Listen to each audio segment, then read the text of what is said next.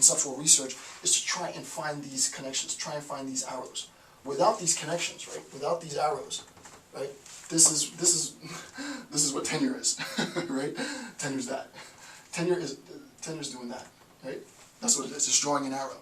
It's finding lacunas, right? It's finding gaps between things that we think cause something and the effect, and saying and showing, you know, correlation is not demonstration, but showing a correlation, or if you can show proof that this thing does in fact cause this other thing. Hume would tend to disagree, but we won't be philosophical about that. All right. The next thing to recognize is that part of being objective is acknowledging marginalized populations. Now we're going to get a little more specific, right? A little out of the ether, just a little out of the ether. But part of the fact, the objectivity, right, of this political identity, right? So if we're looking at political identity as the superstructure and meaning as the foundation of the superstructure, political identity is the structure. The structure is substantiated, is buttressed on meaning, and all of these sort of interlaced concepts contribute to our understanding of the significance of the meaning of political identity. Then it has to be the case that part of being objective is acknowledging marginalized populations, right? And you can think of marginalized populations of populations within the periphery, right? So that we have everybody here, the masses here, and we have our marginalized population here. Right? We have a marginalized population in the periphery.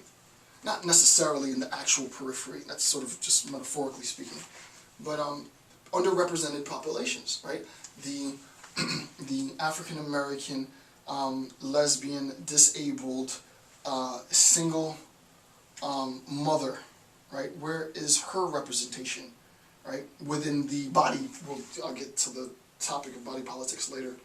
Within the body politic, right? Where is her representation within political identity? Where is her representation, since we have a representational democracy, where is her representation within a legislature, right? Where is her representative, right? Who speaks for her?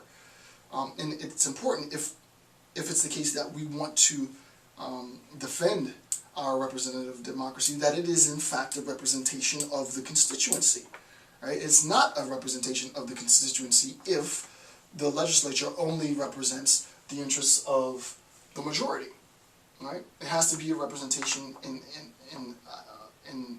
its best sense of as many people as possible. It'll never be the case that it's a representation of everybody. Someone will always be marginalized, but we always tend to total representation. We know that it's utopic. I believe it's utopic. I don't believe there can ever be a sense in which, this is just my bias, of total representation. I flatly disagree with that. But I think it's a good thing to aspire for, right? I'm a bit pessimistic, maybe. Part of being objective is acknowledging privilege, right? So we have to recognize if this is me and this is my representation,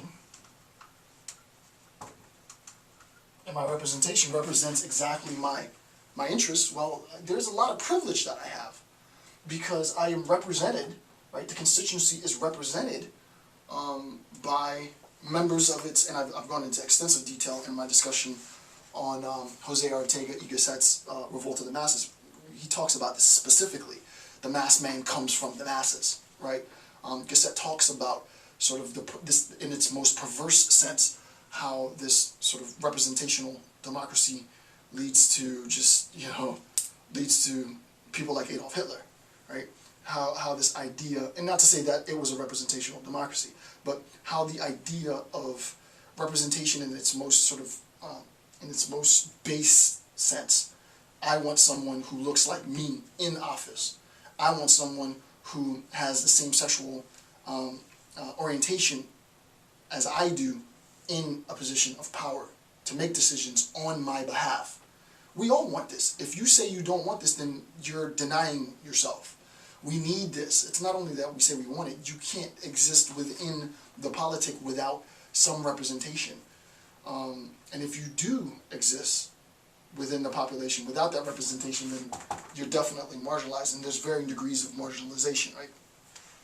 On a very sort of simple sense, you can have a population that's marginalized because they aren't represented, so funds aren't allocated, and you have problems that unfold later. I'll talk about structural violence and so on and so forth. as one end of sort of violence, and then you can get to the level of violence that I'm interested in, and that I do all my research in, is genocide is like the greatest instantiation, the greatest manifestation of just political will to destroy and kill, right? So you can have, institutional, structural violence on one hand, varying degrees of violence until you get to a point where the government has plotted and planned to exterminate members of its population, all within the same context, right? It's the fact that this is objectively true of all governments, of all political bodies, of all, bar none, political bodies, right? We need to be aware of that, right? We need to be aware of it. But it's not just the fact that there's some objective truth to it. It's also equally important to talk about, and it sounds corny, right? But how does that make you feel, right? How does it make you feel that you aren't represented? How does it make you feel that you have family members who can get married, for example, and you can't get married because you're homosexual, right? How does that make you feel?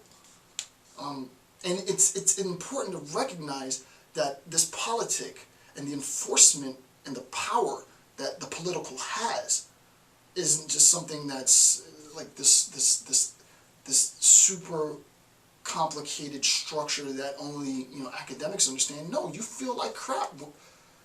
I have a partner and he's in the hospital and I can't go see my partner because I'm not his spouse, and he dies without me there. No, that's an abuse of power, right?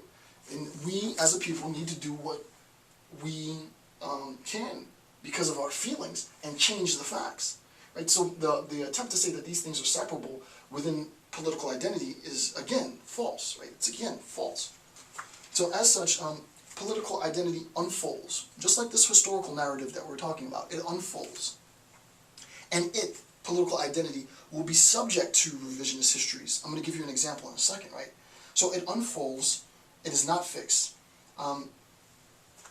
Political identity has to, right? Political identity has to acknowledge its power.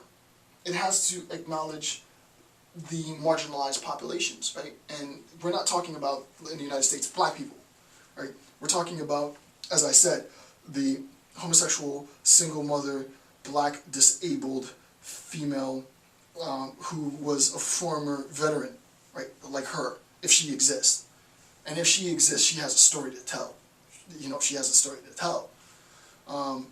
Where is her representation? We can't even really understand, in fairness to the politic, in fairness to the majority, it's hard for us to understand what her story must be. Well, what must the narrative, the subjective experience be of an African-American woman who is a lesbian, who has a child, who went to war and came back, and was disabled?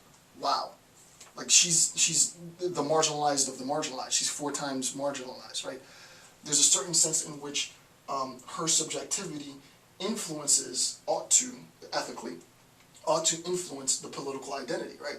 And that there's an attempt to bring in outside, instead of pushing people out, to bring this marginalized population in so that this gap becomes increasingly thinner, right? It becomes thinner and thinner and thinner and thinner and thinner until the point at which we have, I argue, I don't think it's ever going to be just this, right?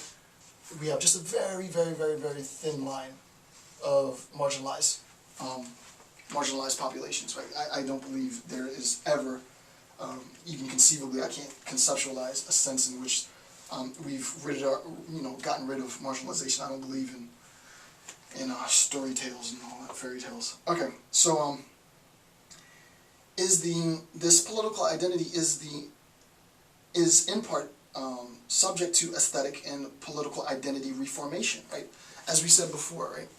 Earlier, I talked about the role that aesthetics plays in reforming and preserving and commemorating events in the past, historical events. So I talked about, for example, a vigil that was held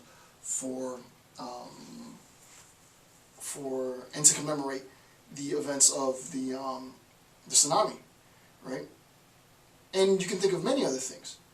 And we can revisit the past